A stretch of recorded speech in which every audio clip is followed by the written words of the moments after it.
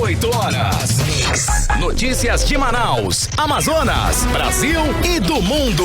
Agora na Mix.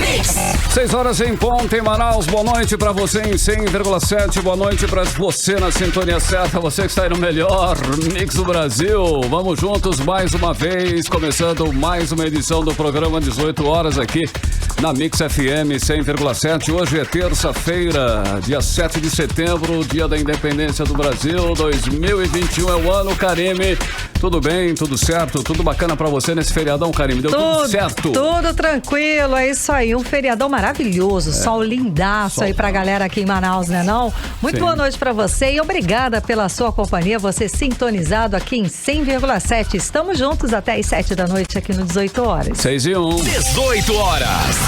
Vamos aos destaques de hoje do programa 18 horas desta segunda-feira, 7 de setembro, marcado por manifestações de apoio e atos contra o governo de Jair Bolsonaro por todo o país. Aqui em Manaus, o dia também foi marcado por manifestações e atos de protesto, como o Grito dos Excluídos. Comitê Amazonas de Combate à Corrupção se manifesta contra o aluguel de 41 carros, modelo picape feito pela Câmara Municipal de Manaus. E na entrevista do dia, vamos falar sobre o Setembro Amarelo, mês de prevenção ao suicídio. Essas e outras notícias, os principais destaques do dia, você confere a partir de agora. Vamos juntos com você até às 7 da noite em mais uma edição do programa 18 horas aqui, no melhor Mix do Brasil. 18 horas. Este 7 de setembro, dia da independência do Brasil, não teve desfile cívico, como todos os anos tem por causa da pandemia da Covid-19, mas teve muita movimentação com aglomerações em todo o país. O dia foi marcado por manifestações de apoio e atos contrários ao presidente Jair Bolsonaro. As manifestações de apoio aconteceram em pelo menos 113 cidades. Foram registrados também os atos em protesto ao governo Bolsonaro em 47 cidades. Aqui no Amazonas, milhares de pessoas se reuniram em pontos diferentes da capital amazonense para protestar também contra ou a favor do presidente Jair Bolsonaro. A repórter Odiné Araújo acompanhou a movimentação de hoje e traz os detalhes pra gente agora. 3 eventos bolsonaristas marcaram a tarde em Manaus neste 7 de setembro, revelando falta de coesão entre as principais lideranças do presidente da República, Jair Bolsonaro, aqui na capital.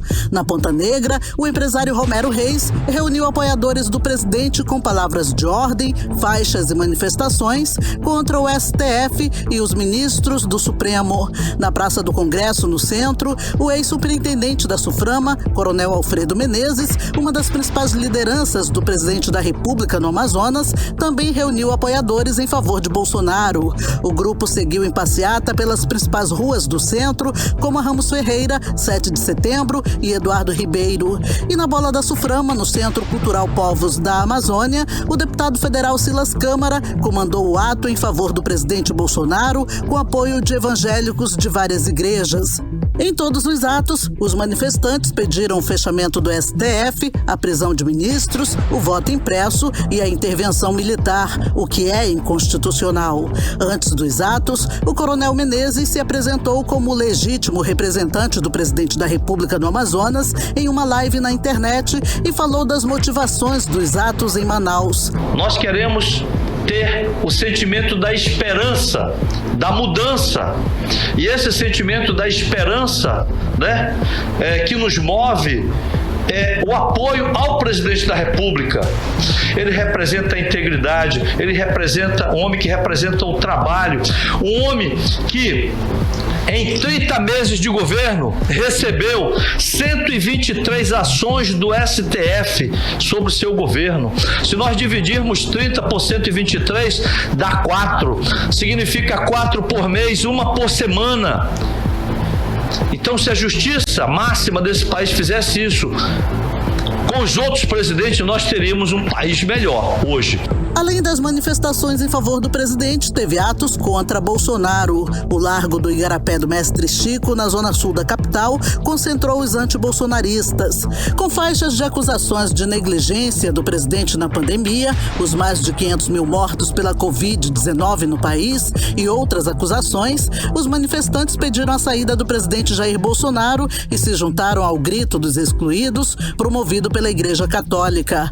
O coordenador da Frente Brasil Popular no Amazonas, Ian Ivanovic, disse que a marca principal da independência do Brasil é a união, mas não existe união sem respeito à Constituição e aos poderes constituídos. Para ele, os atos de hoje são em favor da vida. Os atos que acontecem hoje no Brasil inteiro, em conjunto com o Grito dos Excluídos, eles têm a motivação da defesa da vacina, da defesa da ciência e tecnologia, do direito ao emprego, do direito à renda. O que nós estamos enfrentando no Brasil é algo muito grave. A nossa população perdeu o direito de comer feijão, de comer carne, de comprar botija de gás. Casos de pessoas queimadas por álcool, por não ter condições de comprar a botija de gás, que já passa de R$100. O presidente Bolsonaro é um provocador e, infelizmente, ele não entendeu o papel dele enquanto presidente da República. Alguém que segue pregando o ódio, a violência, a intolerância, o desrespeito. Por causa das manifestações, o Instituto Municipal de Mobilidade Urbana modificou o trânsito na cidade e agentes de trânsito e policiais militares monitoram os atos. As manifestações pró e contra Bolsonaro estão previstas para encerrar às 7 da noite. Odineia Araújo para o 18 horas. O 7 de setembro também foi tradicionalmente marcado pelo Grito dos Excluídos. A manifestação foi criada há 27 anos pela Conferência Nacional dos Bispos do Brasil como fruto da campanha da fraternidade do ano de 1995. Exatamente, Carlão. Em todo o país, os atos foram programados para dar voz àqueles esquecidos pela sociedade. Aqui em Manaus, o dia foi marcado por uma bicicleata, e um ato lá na Central. A repórter Júlia Gomes traz pra gente mais detalhes sobre a manifestação de hoje. Vamos acompanhar. Em Manaus, 2 eventos foram programados. O primeiro, uma bicicleata, que saiu da Avenida Constantino Neri, das mediações do T1, por volta das 3h30 da tarde. Já o outro ato, chamado de Ato Central, no Lago do Mestre Chico, estava programado para começar também às 3 horas da tarde, seguindo até às 7 da noite. O Grito dos Excluídos e Excluídas é organizado pelas pastorais da Igreja Católica, centrais sindicais e outros movimentos sociais em várias cidades do país. A edição deste ano conta ainda com a participação dos movimentos contra o governo do presidente Jair Bolsonaro. Nesta 27ª edição, organizadores e participantes gritavam por participação popular, saúde, comida, moradia, trabalho e renda.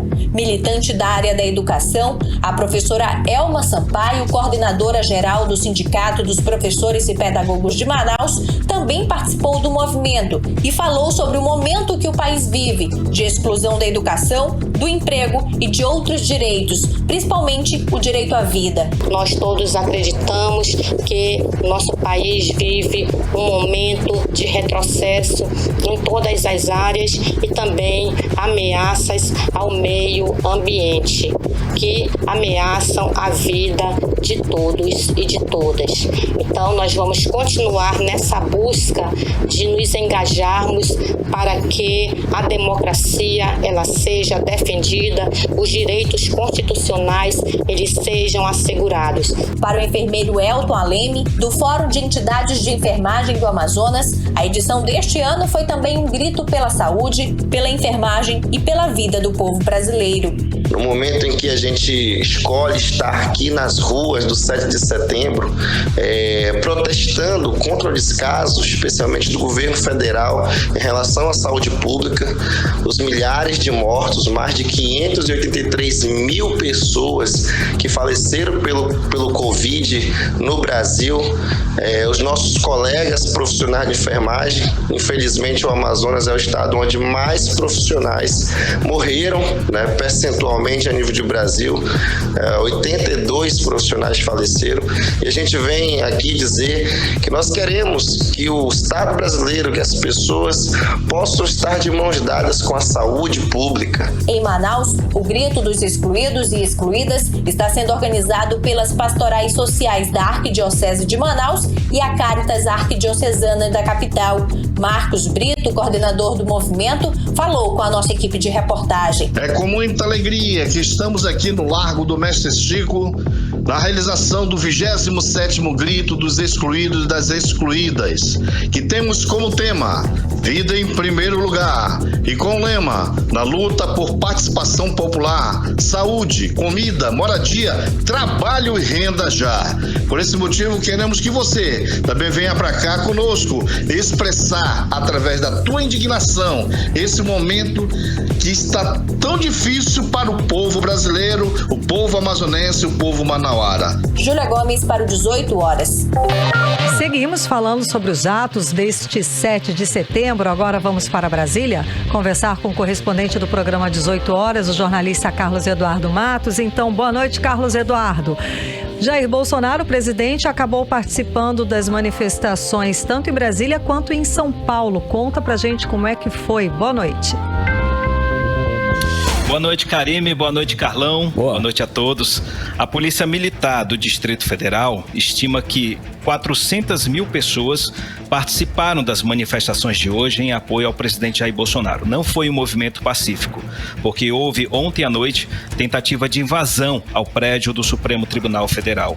Um grupo grande de manifestantes, logo que chegaram ontem em Brasília, iniciou atos de vandalismo que duraram a noite e a madrugada. Esses atos foram protagonizados principalmente por caminhoneiros que jogavam os caminhões para cima dos policiais. Os policiais militares que estavam ali fazendo a contenção cederam à pressão dos grupos bolsonaristas e permitiram a entrada dos manifestantes no perímetro de segurança. A situação acabou que fugiu do controle durante a noite e a polícia entrou em confronto com as pessoas, jogando bombas de gás lacrimogênio e gás de pimenta. Eu separei alguns vídeos para quem nos acompanha no aplicativo Mano e alguns áudios para vocês que nos ouvem, para entenderem como foi esse protesto ontem à noite que movimentou Brasília, que antecederam esse movimento. Vamos ouvir. Acabamos de invadir. A polícia não deu conta de segurar o povo. Vem!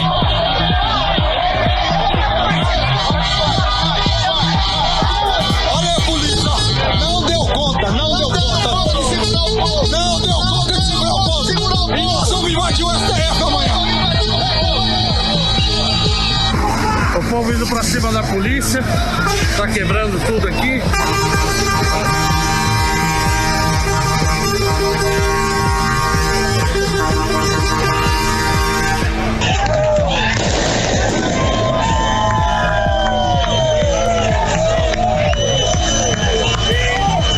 A polícia começa a jogar spray de pimenta, ó.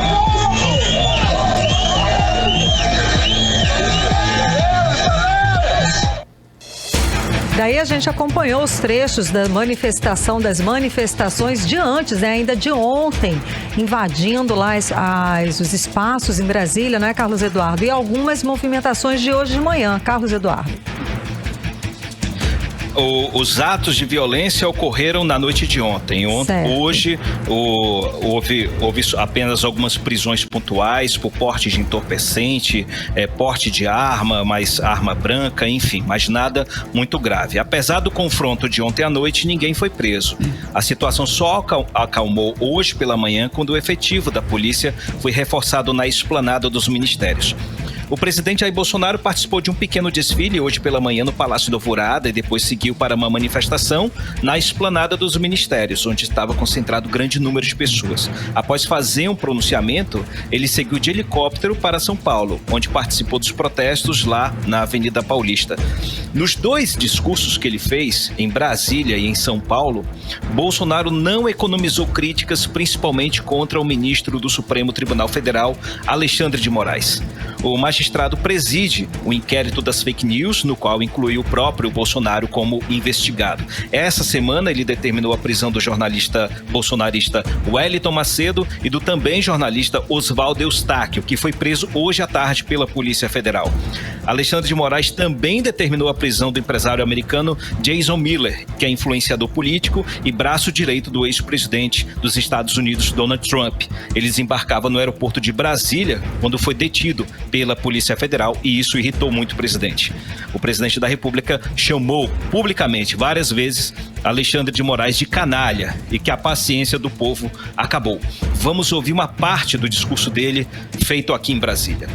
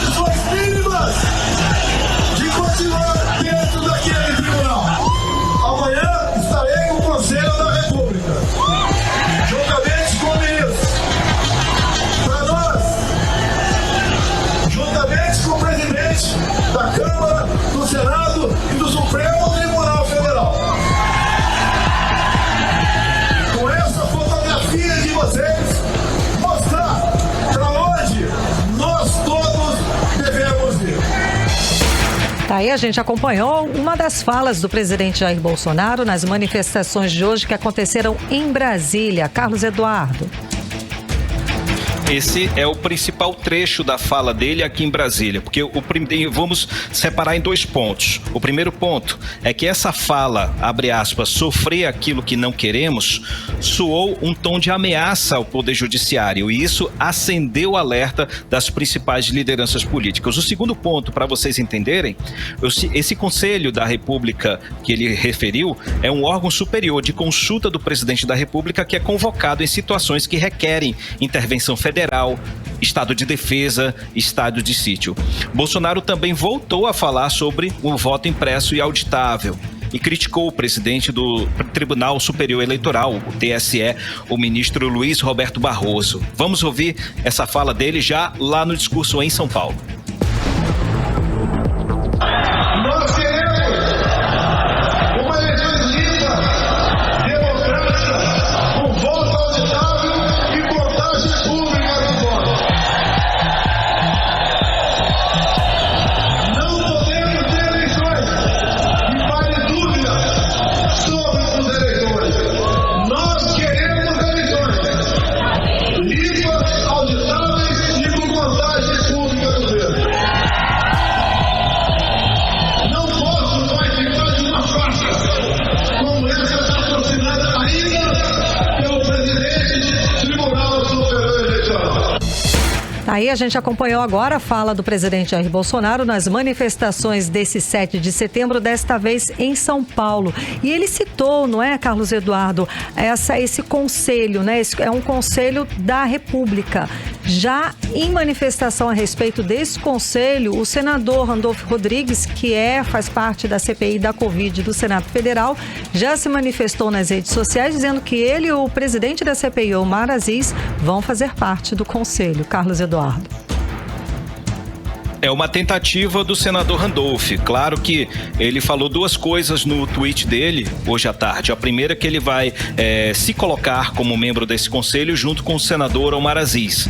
Mas eu procurei a assessoria do senador Omar Aziz, que segundo a assessoria procurou o senador para buscar uma opinião, o que ele teria para falar sobre isso, mas pelo horário não conseguimos resposta ainda. Mas é uma informação, essa questão do conselho, ela é acionada em situações extremas. Então, Bolsonaro coloca, ele diz para o povo dele, para os seus apoiadores, que ele está colocando o Brasil em uma situação extrema. Isso chamou muito a atenção das lideranças políticas. Agora, lembrando, ele falou agora nesse discurso em São Paulo sobre a questão do voto impresso e auditável, que essa pauta já foi superada no Congresso Nacional, com a rejeição da PEC do voto impresso e auditável.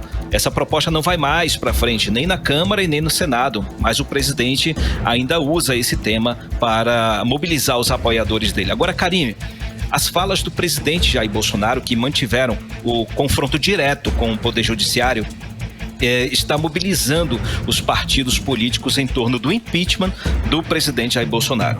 O presidente nacional do PSDB, Bruno Araújo, está convocando uma reunião extraordinária para amanhã. Segundo ele, diante das gravíssimas declarações do presidente no dia de hoje, o objetivo é discutir a posição do partido sobre uma possível abertura de impeachment e eventuais medidas legais. Quem também falou de impeachment foi o presidente nacional do PDT, Carlos Lupe, o líder do Movimento Brasil Livre, o MBL, o deputado Kim Kataguiri, e o líder do PSDB, o deputado Alessandro Moron.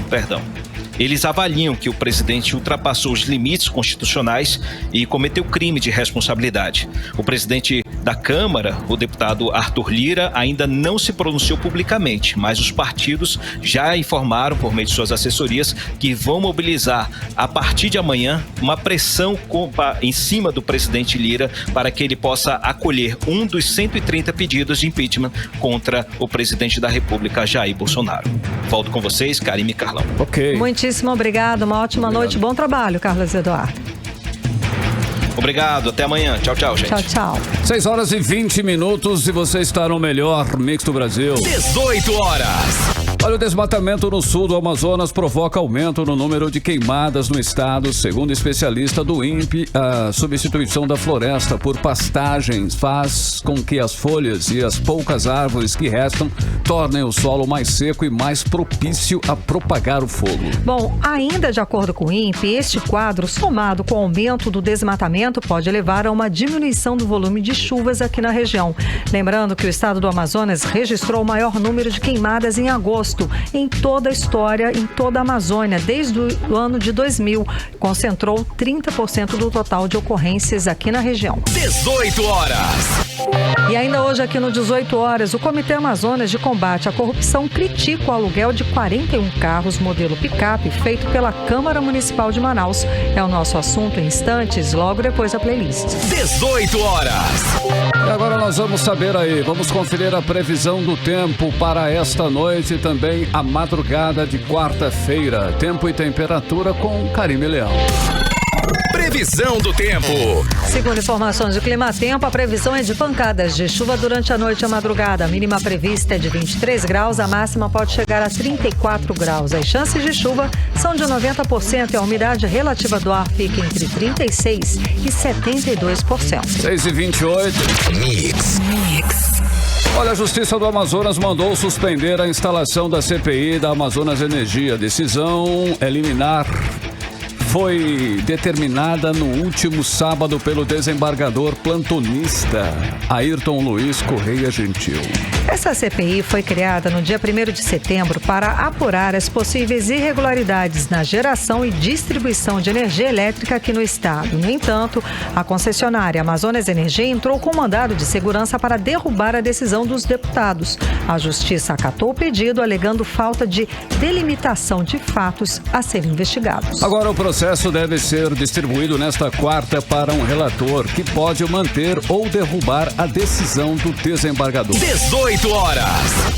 Bom, e como adiantamos ontem, aqui no 18 horas, a Câmara Municipal de Manaus vai contratar caminhonetes 4x4 para vereadores circularem até 5.000 quilômetros por mês. A Câmara publicou o aviso de licitação para o registro de preços para a alocação de 41 picapes. O Comitê Amazonas de Combate à Corrupção diz que o contrato de caminhonetes é desnecessário, até porque os parlamentares já recebem verba para transporte. Vamos aos detalhes agora na reportagem de Odiné Araújo.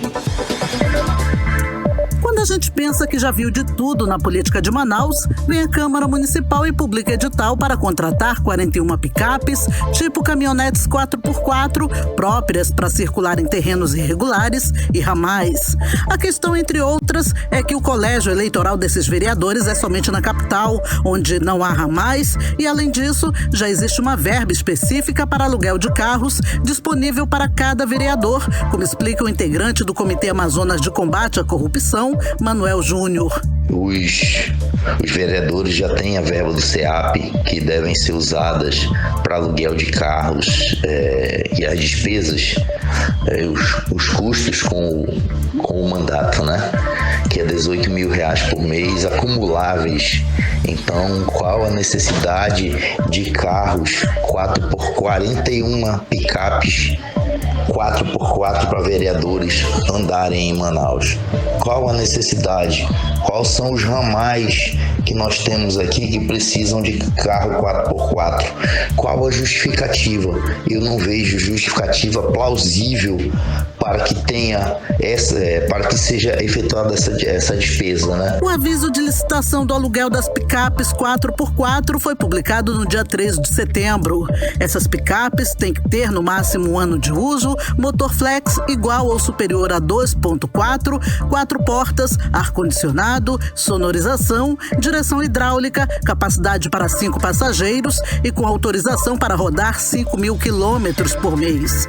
A quilometragem dessas caminhonetes da Câmara Municipal, aliás, é 5 vezes maior do que a média nacional, de acordo com o levantamento de uma plataforma plataforma especializada em precificação de automóveis novos e usados. A distância média anual percorrida pelo motorista brasileiro é de 12,9 mil quilômetros por ano, ou seja, pouco mais de 1.000 quilômetros por mês. Para Manuel Júnior, o aluguel das picapes se soma a outros gastos inexplicáveis promovidos pelo atual presidente da Câmara dos Vereadores, Davi Reis. Já chega o anexo que ele quer construir, um anexo de 40 milhões. Qual a necessidade? O que é prioridade na nossa cidade? O que é prioridade no nosso país? Né? É uma excrescência essa atitude do presidente Davi Reis, da Câmara Municipal de Manaus. O presidente da Câmara Municipal de Manaus, vereador Davi Reis, não se pronunciou sobre o caso. A abertura do pregão está marcada para as 10 horas do dia 20 de setembro. O edital encontra-se à disposição dos interessados na Comissão Permanente de Licitação da Câmara Municipal de Manaus. Odneia Araújo para o 18 horas. Você está ouvindo 18 horas. Entrevista do dia. E entramos no Setembro Amarelo, mês de prevenção ao suicídio. A campanha começou em 2014, feita em parceria da Associação Brasileira de Psiquiatria com o Conselho Federal de Medicina. Para falar mais sobre a importância de abordar e de debater esse tema, vamos conversar com a psicóloga Patrícia Andrade, especialista em neuropsicologia. Muito boa noite, doutora. Seja bem-vinda ao programa 18 horas. Tudo bem? Oi, boa noite, Karine, Carlos Júnior. Boa noite. Prazer estar e eu com os ouvintes da Rádio Mix também. Muitíssimo obrigada. Então, doutora, segundo informações do site da campanha, são registrados mais de 13 mil suicídios todos os anos aqui no Brasil e mais de 1 milhão no mundo. Hoje, esse é o mal da nossa sociedade? Estamos assim mais sensíveis, mais suscetíveis? Qual o motivo para essa realidade nossa? É verdade, Karine. Inclusive, essas coisas elas acontecem através dos nossos jovens, né? Que eles começam a ter aquelas ideias suicidas, como a gente usa esse termo dentro da psicologia e da psiquiatria, né? E essas ideias suicidas, elas começam a influenciar o pensamento deles e eles procuram tirar a vida, né? Achando que ao tirar a vida vai ser a solução do problema. E na verdade não é, né? É apenas uma fuga e é muito triste isso que acontece, porque é um sofrimento, não é um sofrimento doloroso, né? E que dói muito a gente até falar nesse assunto, né? E durante a pandemia, doutora, essa situação ela só se agravou, né? Vamos ter outra realidade a respeito do tema depois da pandemia? Ou continua tudo igual? Como seria isso? Olha, com a pandemia a coisa piorou realmente. Eu atendi muitos pacientes online, né? Muitas pessoas que passaram por perdas, porque essas perdas são justamente os fatores de risco, né? Que são esses fatores são os físico, psíquico, o social, biológico, situacional, que levam a pessoa, o indivíduo, ter essas ideias suicidas, né? Em querer tirar a vida.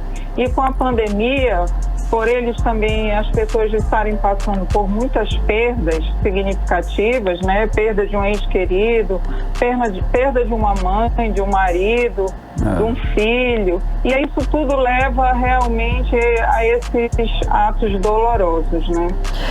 Pois é isso que eu ia perguntar agora, doutora. Como é que foi o atendimento, como é que foi o trabalho com esses pacientes durante a pandemia? Eu imagino que tenha sido muito difícil, porque o contato olho com olho, né, nessas situações vulneráveis, sensíveis, são muito importantes, não é mesmo? É verdade. O atendimento presencial, ele é prioritário mesmo, porque ao constatar a presença física do paciente, a gente acolhe, né? A gente acolhe aquela pessoa, é como se colocasse a pessoa no colo, o indivíduo no colo, literalmente no colo e tratando essa dor da alma, né? Porque ele vem relatar isso pra gente, né?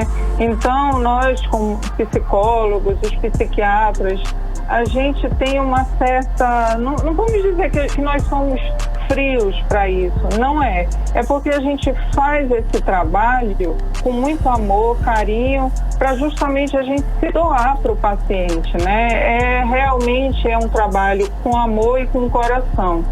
E não é fácil. Agora, doutora, os números parece que apontam, né, para os jovens. Eles são, no caso aí, a maioria, não é isso? Temos como citar alguns motivos para isso? Podemos citar uns 3 motivos? Porque os jovens, o que acontece, né, com relação a esse dado aí? O suicídio, ele é a segunda maior causa de morte entre jovens de 15 a 29 anos. Né? No mundo, nós temos 800 mil suicídios por ano. A cada 40 segundos, morre alguém por suicídio. No Brasil, é uma faixa de 12 mil suicídios por ano. Uma morte a cada 45 minutos. Olha que estatística, né? E a maioria são jovens, doutora? A maioria são esses jovens entre 15 a 29 anos, né? Eles passam por essas situações dolorosas, eles sofrem com esse mal físico da alma, né? Essa dor.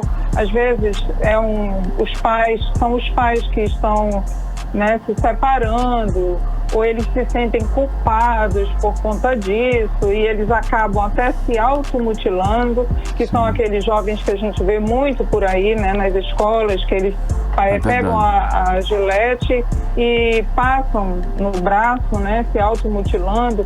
Isso é um puro sentimento de culpa, né? E esse jovem, ele aí com essas ideias, ele passa a querer tirar a vida, né? Isso é terrível. Doutora, a gente como pai ou amigo, a pessoa que convive, né, em família com mais pessoas e que tenham adolescentes em casa, como é que a gente pode identificar e quais são, assim, existem assim pelo menos umas três formas, né, umas 3 características que pode acender um sinal de alerta? Sim, a gente começa a observar aquele jovem que ele começa a ficar muito tímido, introspectivo, começa a ser o que ele sempre fazia antes, né? Ele começa a perder o prazer pela vida, o prazer pelas coisas que ele gosta de fazer. E ele começa a se isolar, né? De várias pessoas e até mesmo do mundo. Né? Então, esses são os sinais de alerta que a gente pode começar a observar dentro de casa, né? Quando a gente vê o nosso filho, o sobrinho, desse jeito aí. Okay. E tem assim, o que fazer? O que a gente em casa, de repente, pode fazer se a gente percebe uma situação dessa forma? Eu acho que a primeira coisa é a gente procurar realmente uma ajuda de um profissional, né? Procurar um psicólogo, começar, essa pessoa ela precisa de ajuda, ela precisa fazer terapia. Se for um caso mais grave, único, ela vai precisar de um psiquiatra para tomar até equilibrar esse histórico do diagnóstico. Alô? Alô, doutora? Oi. A gente ficou mudo por um instante. Então, ou seja, a gente que convive, que está detectando sinais desse tipo nos adolescentes do nosso convívio, a gente pode procurar esse adulto mesmo, essa pessoa, não necessariamente esse jovem que está pensando em suicídio, mas a pessoa que convive com ele, o familiar, pode procurar uma ajuda de um profissional para saber como lidar e até como levar esse jovem até uma sessão de um profissional, não é? Sim, porque ainda existe o preconceito contra o psicólogo, né? De achar que só procura ajuda quem tem problema mental. E não é verdade, porque a ajuda, ela está aí disposta para todos, né? E a gente precisa dessa ajuda do profissional, porque ele... Alô? Está cortando um pouquinho, doutora, a sua fala. A gente precisa da ajuda desse profissional? A senhora pode repetir para a gente? a gente precisa da ajuda desse profissional, do psicólogo, do psiquiatra, da medicação, né, para tirar esse paciente da crise, para interagir e fazer ele adquirir o autoconhecimento e ele começar a dos seus problemas, né? Sim. Isso é muito importante. Ok, doutor, e tem, tipo assim, um telefone, alguma coisa que alguém possa entrar em contato e obter maiores informações? Tem algum auxílio, algum telefone que auxilia isso, algum órgão público, alguma coisa nesse sentido, doutora? Tem sim, a gente aqui nós temos os CAPs, os Centros de Atenções Psicossocial, né, espalhados aqui por Manaus. Nós temos o CVC, que é o Centro de Valorização da Vida, né, que ele é aliado na prevenção do suicídio, que você ligar no 188, né, isso aí é um atendimento gratuito, sigiloso, para qualquer forma de sofrimento emocional, né, e ajuda dos profissionais também da área, que nós temos profissionais especializados para lidar com isso. Muito bem. Tá ótimo, obrigado. Então, muitíssimo obrigada pela sua participação, conversando com a gente a respeito desse assunto tão importante aqui no 18 Horas. Ok, gente, muito obrigada a você, Carlos, Cari. É um assunto de tremenda importância e o tempo é curto, eu sei que é curto, né? Mas e o assunto é lindo. E eu estou à disposição de vocês sempre, tá ok? Nós que agradecemos. Muitíssimo obrigada. Você quer deixar alguma mensagem pra gente, pra esses pais, pra quem tá passando por uma situação como essa em casa? Como eu lido com adolescentes e adultos, né, família, então eu quero fazer esse alerta para que a gente olhe para o lado, olhe para os filhos, olhe para a nossa família. Boa. A gente esquecer um pouquinho o celular, né, porque às vezes a gente está tão focada nos assuntos de trabalho, quem trabalha com celular, com internet, e aí acaba esquecendo de olhar para o lado. Olhar o próximo. O teu filho. Isso, e o teu filho, cara. Próximo. Um oi, né? Eu olho aqui para a Karine mesmo. Aquele convívio familiar, né, doutora? Muito importante, doutora, realmente. É importante mesmo. Muito obrigado, então, doutora, pela sua participação mais uma vez. Boa noite, muitíssimo obrigada. A gente conversou com a psicóloga Patrícia Andrade, ela é especialista em neuropsicologia. 6 horas e 43 minutos e você está no melhor mix do Brasil. 18 horas. E em instantes, aqui no 18 Horas, a Secretaria de Segurança Pública do Amazonas alerta para o aumento dos crimes cibernéticos. No primeiro semestre, o Estado registrou um aumento de 198,7% em comparação ao mesmo período do ano passado. É o nosso assunto em instantes, logo depois da playlist. 18 horas. Agora nós vamos conferir a previsão do tempo para amanhã, hein? Amanhã é quarta-feira. Tempo e temperatura com Karine Leão. Previsão do tempo. Segundo informações de Climatempo, a previsão amanhã é de sol e aumento de nuvens de manhã, com pancadas de chuva à tarde e à noite. A mínima prevista é de 24 graus, a máxima pode chegar a 32 graus. As chances de chuva são de 67% e a umidade relativa do ar fica entre 40% e 71%. 6h49. Bom, agora vamos dar um alerta aí da Secretaria de Segurança Pública do Amazonas para o aumento dos crimes cibernéticos. No primeiro semestre, o Estado registrou um aumento de 198,7% em comparação, Karine, ao mesmo período do ano de 2020. É alto, Pois hein? é, e ainda segundo a Secretaria, na maioria das vezes, os crimes estão relacionados com roubo de informações armazenadas nos smartphones ou tablets. O repórter Hector Silva traz mais informações sobre esse alerta pra gente. Vamos acompanhar. Os amazonenses têm caído em muitos golpes cibernéticos. É o que alerta a Secretaria de Segurança Pública do Amazonas. A pasta registrou no primeiro semestre 4.750 casos de crimes praticados online, um aumento de 198,7% frente ao mesmo período de 2020. De janeiro a junho do ano passado, foram registrados 1.590 casos por meio de boletim de ocorrência. Segundo o delegado adjunto da Delegacia Especializada em Repressão a Crimes Cibernéticos, Rafael Montenegro, a pessoa que for vítima de um golpe na internet deve reunir o máximo de informações para facilitar a investigação, principalmente em casos mais emergentes, como estelionato. Hoje, muita coisa é feita através de aplicativos de mensagem.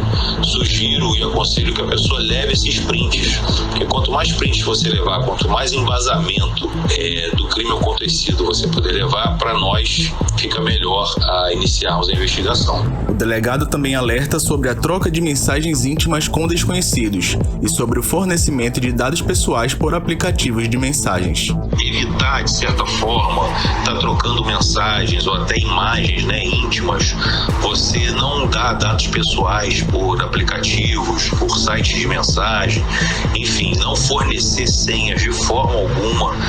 Você tem que saber, em primeiro lugar, identificar com a pessoa que realmente você está conversando do outro lado, para você poder passar uma informação sua. O contador Breno Costa foi vítima do golpe do Pix. Ele teve o seu WhatsApp clonado e o criminoso pediu dinheiro via Pix para os contatos dele. Essa minha agenda, Aí ele viu lá que quem eram meus irmãos, e meus amigos lá estão mandando mensagem, estão pedindo dinheiro, entendeu? Como se fosse eu. Eu tô agoniado aqui, eu tô precisando de um valor, e esse valor tem que ser agora, via Pix. Manda pra mim que mais tarde eu te repasso aí. Ainda bem que ninguém caiu, Hector Silva, para o 18 horas. Você está ouvindo 18 horas. Economia. Bom, e a disparada de preços colocou o Brasil em terceiro lugar no ranking de inflação da América Latina, atrás somente da Argentina, que enfrenta uma grave crise econômica, e do Haiti, que segue numa profunda crise política e social, marcada por desastres naturais. No fim do ano passado, o Brasil ocupava a sexta posição entre as economias da região com mais inflação. O levantamento foi feito pelo Instituto Brasileiro de Economia da Fundação Getúlio Vargas e aponta que no acumulado de 12 meses até julho, a inflação aqui no Brasil chegou a 9%, enquanto que na Argentina somou 51,8% e no Haiti 17,9%.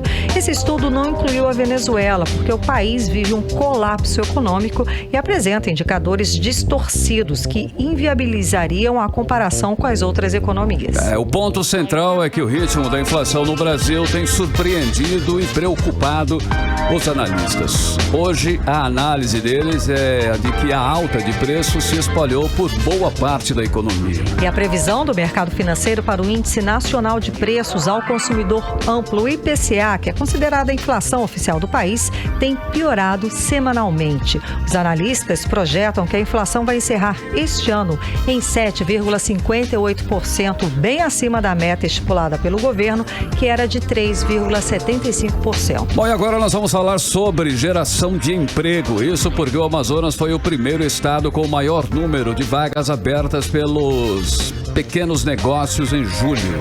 O levantamento do Sebrae revela que em todo o país os pequenos negócios lideraram a geração de empregos no mês de julho. E além disso, o setor de serviços foi o que teve maior expansão entre micro e pequenas. Vamos conferir mais detalhes sobre o assunto agora na reportagem de Júlia Gomes. As pequenas e microempresas amazonenses foram responsáveis pela criação de 4.339 postos de trabalho em julho deste ano, quase 60% das 7.286 vagas abertas no estado naquele mês. Com o resultado, o Amazonas foi o primeiro estado com a maior geração de empregos formais pelos pequenos negócios, a cada grupo de 1.000 empregados.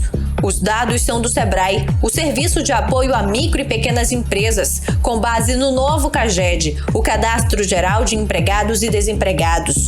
Entre as médias e grandes empresas, o saldo de empregos gerados em julho foi de 2.949, o que representa 40% do total.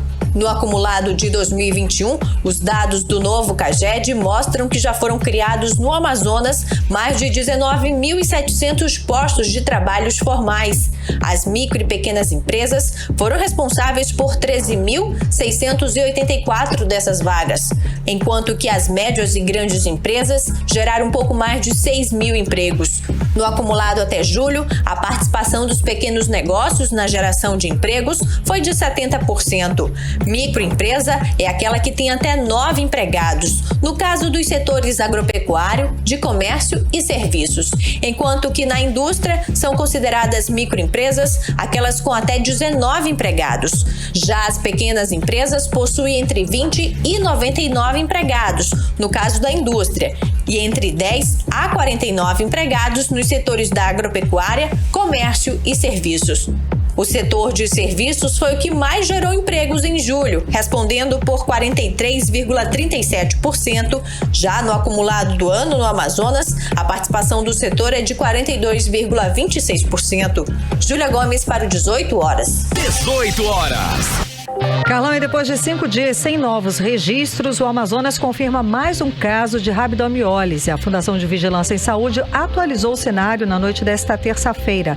Em Itacoatiara, caiu o número de pacientes internados, tá? O Amazonas, então, confirmou mais um caso da doença depois de 5 dias sem registro. E agora temos 55 casos confirmados. Essa é a terceira vez que o estado enfrenta um surto da doença de rabdomiólise. 6h59. 18 horas. E agora nós vamos atualizar os números da Covid-19 aqui no estado do Amazonas e no Brasil com Karime Leão. Segundo o boletim Covid-19, informa o diagnóstico de 67 novos casos da doença, totalizando para 425.063 o total de casos confirmados para a Covid-19. Ainda de acordo com o boletim, foi confirmada uma morte pela doença, elevando o total para 13.697 as mortes no estado do Amazonas e no Brasil. De acordo com informações do Ministério da Saúde, o país totaliza hoje 20.900.000 pessoas confirmadas para a doença Covid-19, com 584.000 mortes. O país também totaliza pelo menos 19 milhões de pessoas que venceram a doença, a Covid, recuperadas da doença da Covid-19. Agora, 7 horas e 1 minuto, seguimos direto para o Editorial 18 horas. Editorial 18 horas. A disparada de preços colocou o Brasil em terceiro lugar no ranking de inflação da América Latina. O país está atrás somente da Argentina e do Haiti. O estudo não leva em conta o desempenho da Venezuela, que vive um colapso econômico que inviabiliza a comparação com outras economias. A inflação do Brasil chegou a 9%, de acordo com o Instituto Brasileiro de Economia, da Fundação Getúlio Vargas. Desde o ano passado, a inflação brasileira passou a ser pressionada pela alta dos preços dos alimentos. As incertezas fiscais e, recentemente, a crise institucional têm consequências diretas na economia. Para que o brasileiro possa ter mais esperanças na queda dos preços, é preciso urgentemente que seus líderes políticos busquem estabilidade institucional do país. O futuro vai agradecer. 18 horas. Karime, 7-2. Boa noite, gente? Gente, obrigada pela companhia, um beijo e até amanhã. Até amanhã, continue bem, continue em 100,7. Boa noite de feriado a todos e amanhã estaremos de volta com você aqui no Melhor Mix do Brasil. Você ouviu 18 horas. As notícias do Brasil e do mundo. De volta amanhã. Mix.